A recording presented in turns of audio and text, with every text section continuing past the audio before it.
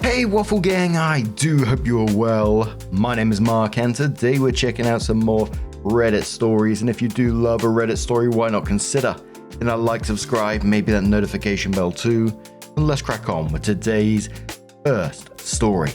Much love guys. Now today's first story comes from Low Afternoon 9686 from the Am I the Arsehole Here subreddit.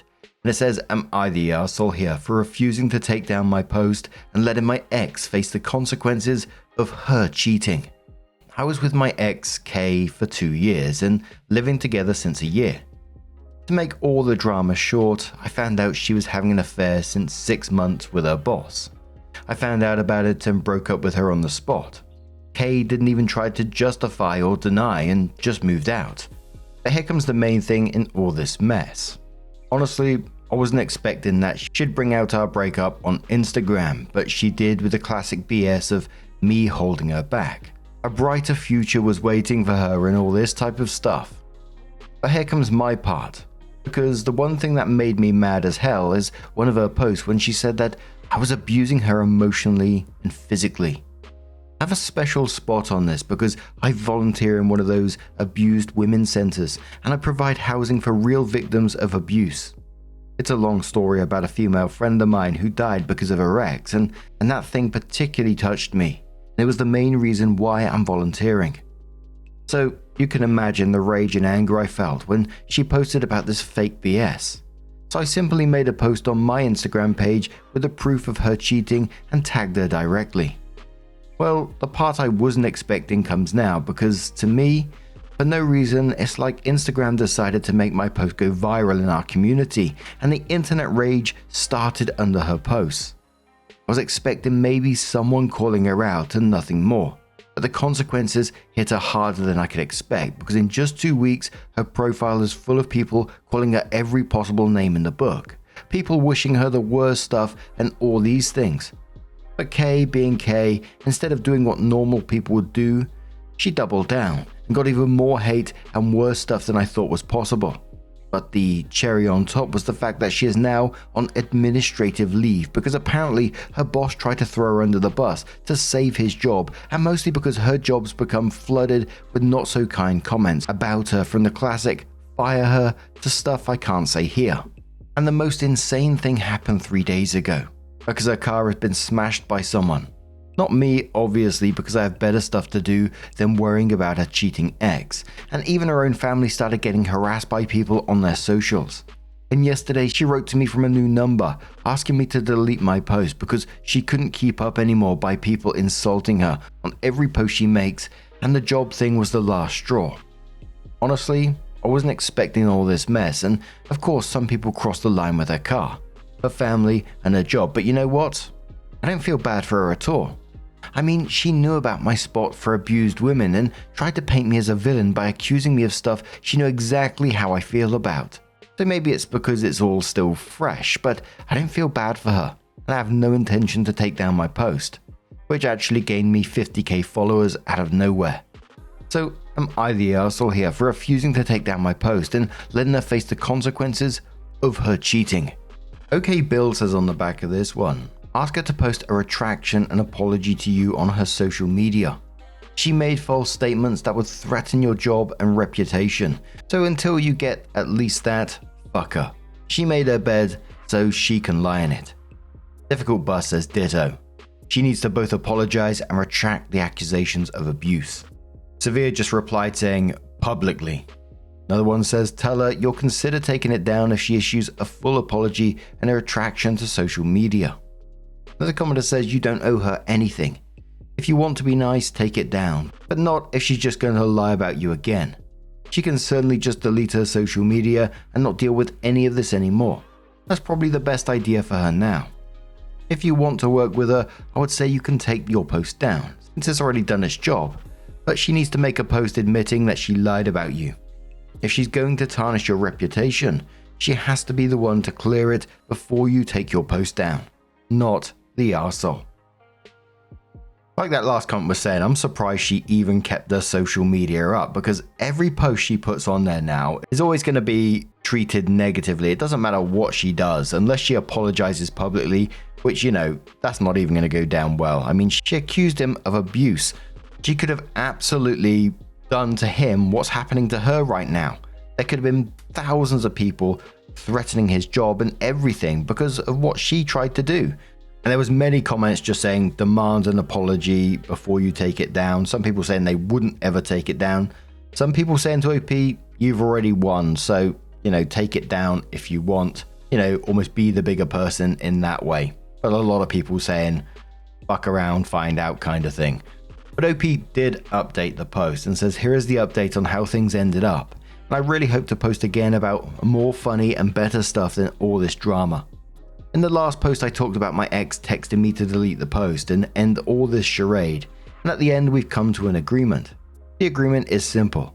She makes a public post on her Instagram page in which she honestly tells the truth about how our relationship ended and takes full accountability for her false allegations. And then, and only then, I take down my post. 3 days ago she agreed, and she did.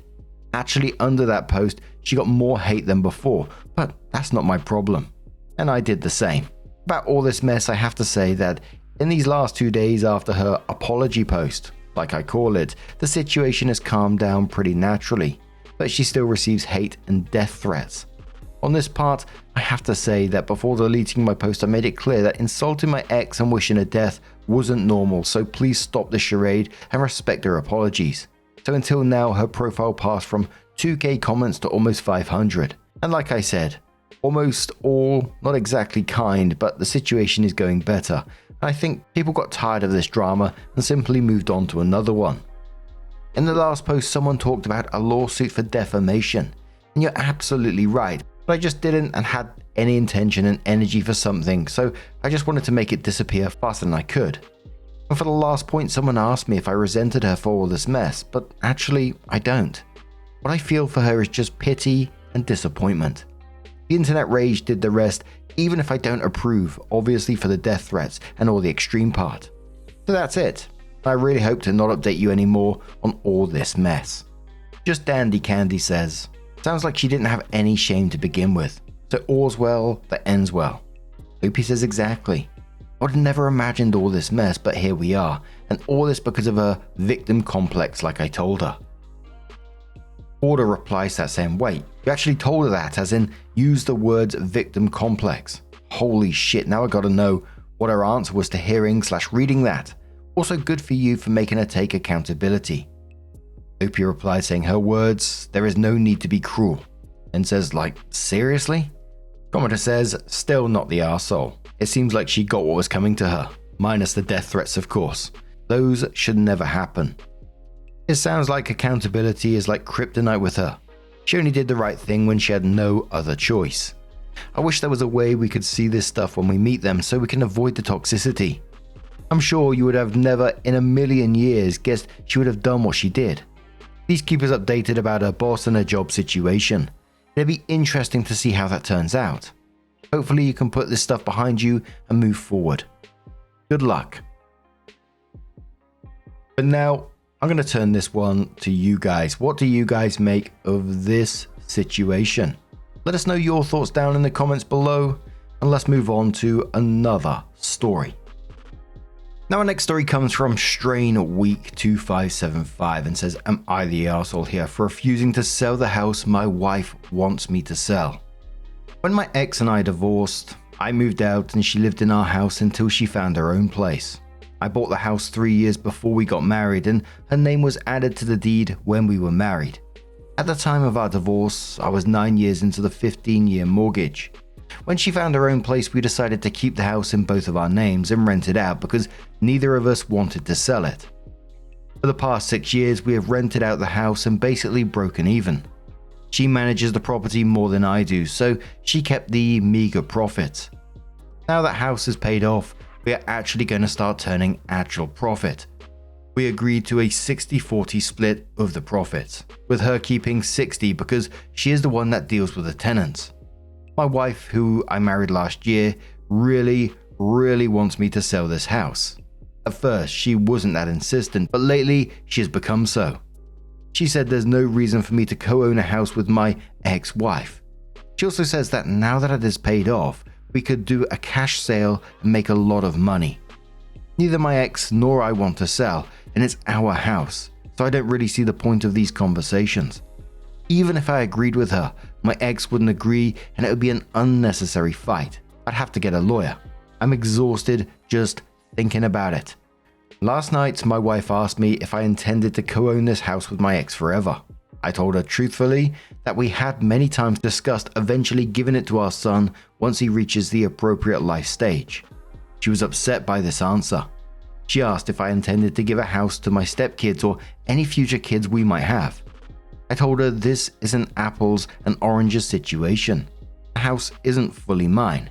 No penny has ever gone from our shared household into that house. It's more my ex's than mine at this point really. Not legally it's 50-50, but she spends more time on it. Also, this isn't a nice house, not like the one my wife and I bought after our wedding. The house I co-own with my ex is a small 2-bedroom house. It's not like he's going to get a mansion. All the same, she is very upset. She said she feels the house is a source of strife in our relationship and she wants it gone. I told her I love her, but the answer is no. She's been cold to me all morning as a result. Now, I think we can all know that this isn't actually about the house. She's not concerned about the house being an asset. She's bothered about the ongoing contact with your ex, I think. And one of the conversations particularly jump out to me, the what about our kids argument just feels like it's about feeling like your past is taking priority over your current future together. But the thing is, your wife married you knowing this arrangement existed. So she doesn't suddenly get to decide that she's uncomfortable with it now because the house is profitable. So in my opinion, she just doesn't get a say in the matter. I mean, you can have a conversation to find out what is actually bothering her, because come on now. And the top commenter said, it's not about the house. Opie says, yeah, I know, but all the same, is it reasonable to demand I get rid of something valuable as a sort of weird loyalty ritual? Commenter says, not the arsehole. She's coming off as greedy and a bit jealous here. Acting like it's weird that you essentially co-own a business/investment with your ex, whom is also the mother of your son. It's not like you're playing house with her. Add to the fact that she seems more focused on getting the money for herself/her kids. How did you get this far into the marriage without your plans for the house coming up? Were you always clear about them, or... Opie says it has come up many times, but she's gotten more insistent than she was before. Previously, it was her preference I sell it. Now it's almost a demand. Commenter says she sounds very firm in her opinion.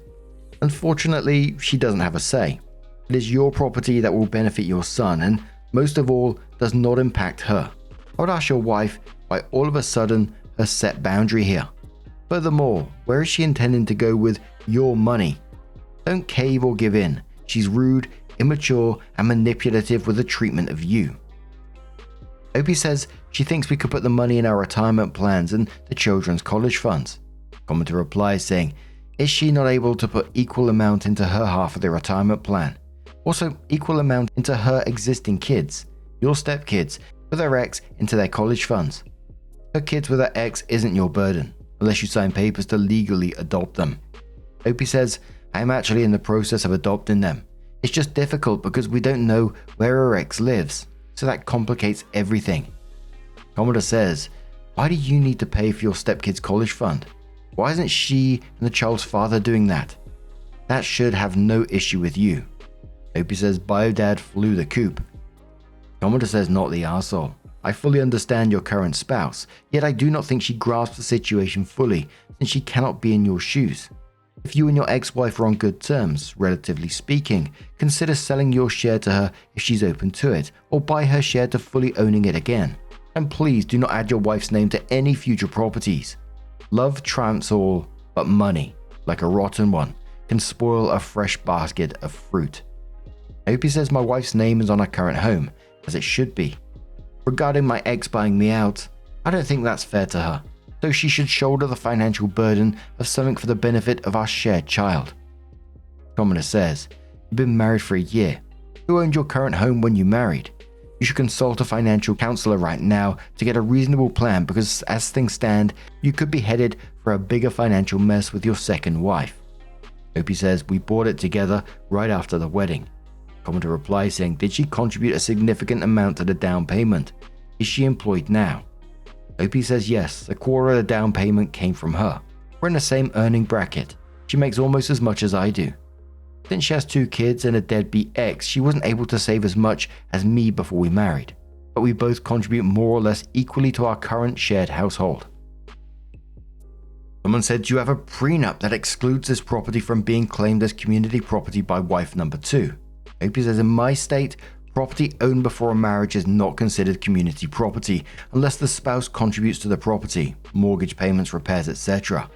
Since my ex has been managing the property, she's been the one paying the mortgage from the rental proceeds and handling repairs and such, so there's no reality where my wife could claim a stake in this property. Someone said, how old is your son? Opie said he's almost 12. Opie on the college funds for all children involved. Opie says, yes, my son has a college fund. We also set up funds for my stepkids. My stepson is 7 and my stepdaughter is 5.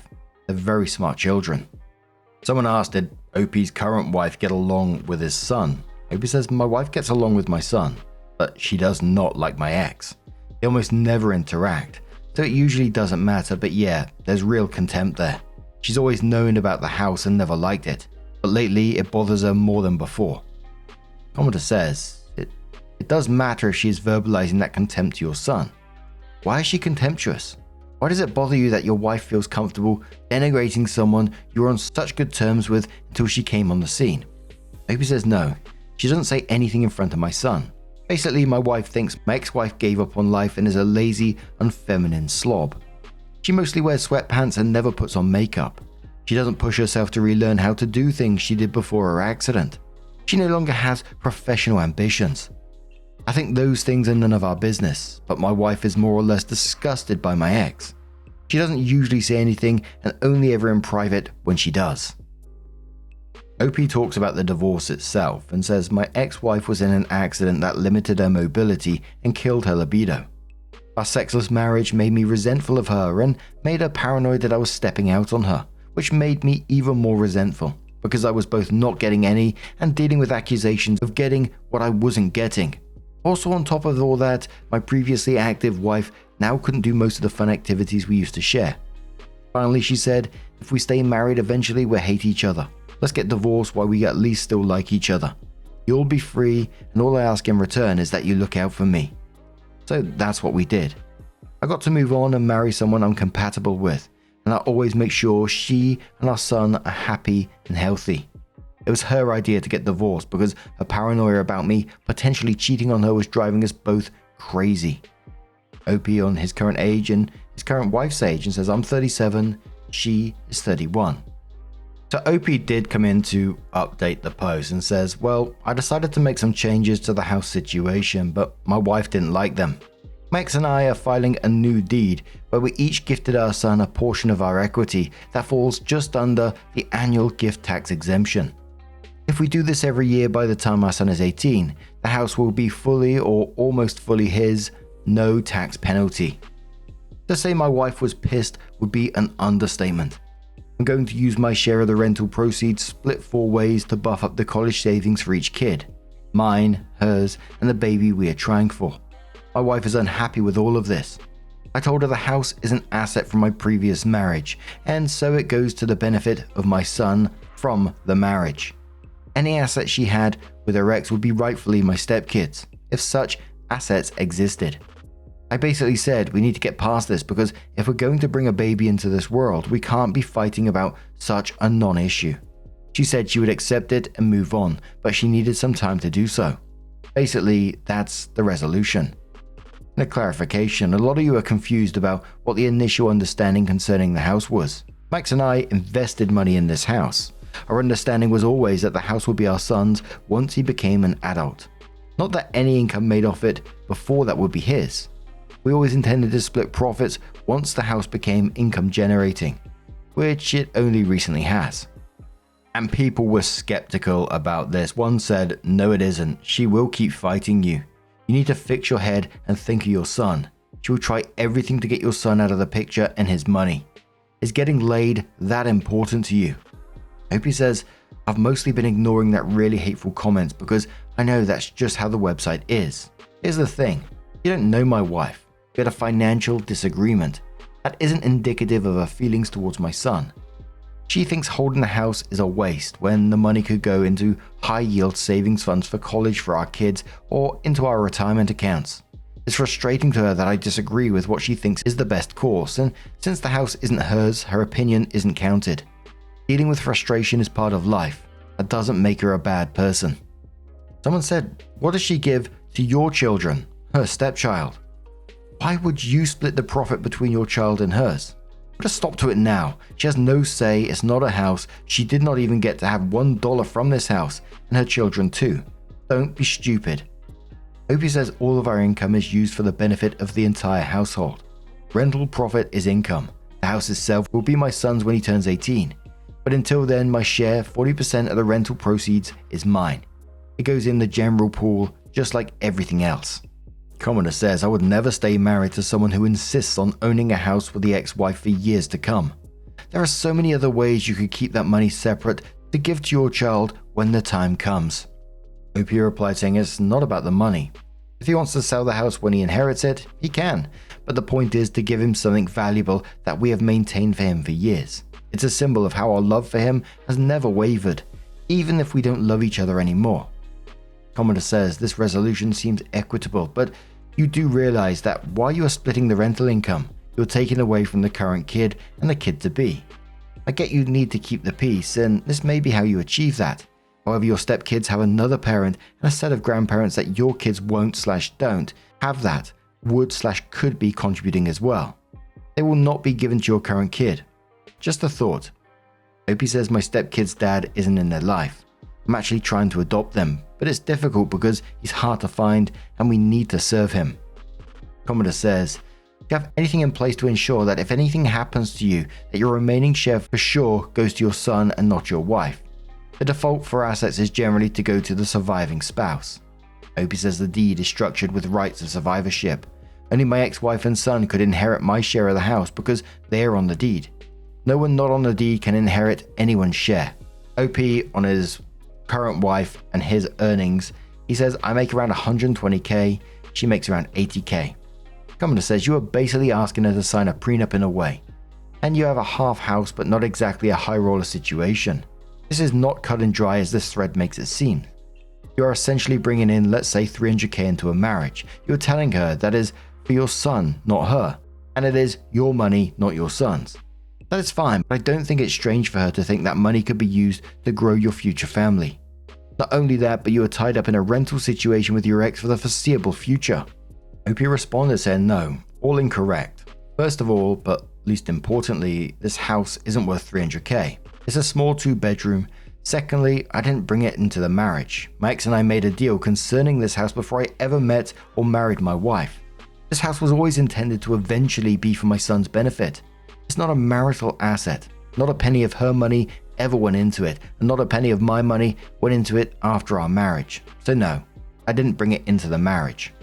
Opie responds to another comment saying, I understand that you want to believe that, however, I go off what the attorney says, specifically mine. It's very common for profit sharing not to be even. My ex-wife and I invested money in the property. It is completely legal for us to get some of it back. I understand that feels unfair, but that's the reality. It's completely allowable to make your child a co-owner of your property while not giving them a share of the profits immediately. Opie on the divorce agreement regarding the house and says the divorce agreement made us 50-50 co-owners of the house. We wanted to save the house to give our son in the future, but didn't formalize that in an agreement just in case. If something horrible were to happen, we wanted the option of liquidation, like if her medical situation worsened and she needed the cash. We wanted flexibility, but we always had an understanding. My wife was aware of this. And the last commenter says, have you considered the tax consequences beside annual gift tax exclusion from gifting the house over several years? There are several things going on. Property being rented, depreciation, gifting over several years. Your son's basis is your original basis, so when he goes to sell many years from now, that will cause substantial gains. Depreciation recapture on sale. Maybe do something else. I hope you consulted a professional. Opie said, I consulted a professional. This is the method that saves everyone the most money. After all that, I just came out at the end of this story thinking, what an awful person current wife is. You know, the comments she made about the ex-wife, the lazy, unfeminine slob wearing sweatpants and not doing makeup. After she had a life-altering accident that destroyed her mobility, I think that's the moment where you can step back and you're saying, I've married someone who is just a cruel arsehole, and someone that I wouldn't be able to look at the same way again. I mean, it's not about the finances anymore. It's just about being married to a bloody awful person. But what do you guys make of this situation? Let us know your thoughts down in the comments below. Now, just a huge thank you for being here today, getting involved in the stories, your love, your support, your time. It always means the absolute world to me. And don't forget, at the very end of the video, there'll be a couple of playlists there that you can click on, and it will automatically scroll through all those videos for you. So whatever you're up to, maybe you're doing a bit of crochet, as someone told me in the comments just recently. Other people doing a bit of art, some people out exercising, walking, running, all that good stuff. Don't forget to let us know what you're up to as well down in the comments. Always love to see it. But that playlist will keep going on in the background. Huge thank you, and I'll see you in the next one. Take care and much love.